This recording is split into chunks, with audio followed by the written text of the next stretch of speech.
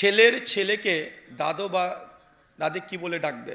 আমাদের সমাজে প্রচলিত আছে, তাদেরকে সঙ্গে ইয়ারকি করে ফাজলামি করে না, যাবে না, হারাম।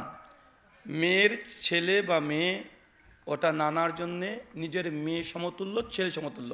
কথা বুঝতে পারলেন? আবার অনেক ক্ষেত্রে দেখা যায় নাতিকে ভাই বলে, বলে কি বলে না, যে না এটা মুসলমানের সংস্কৃতি নয়, এটা কাফের অমুসলিমদের সংস্কৃতি। যদি আপনার নাতিকে আপনি বাবা মা এ বলে ডাকতে পারবেন।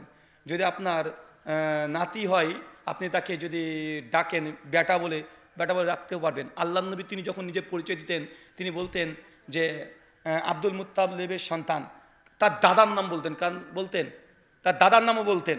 তাই ইসলামী সংস্কৃতি অনুযায়ী দাদু মানে আপনার উদাহরণ দিয়ে বুঝতে পারেন, আপনার ছেলের বেটা আপনার বেটা। কথা বুঝতে পারলেন?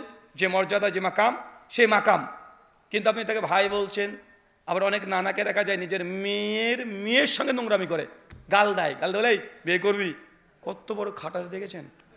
মেয়ে যেমন হারাম আপনার জন্য বিয়ে করা, মেয়ের মেয়ে আপনার তোর জন্য সেই রূপই হারাম। সূরা নিসা 23। তাই এরকম ফাজলামি করা যাবে না। শুকরান।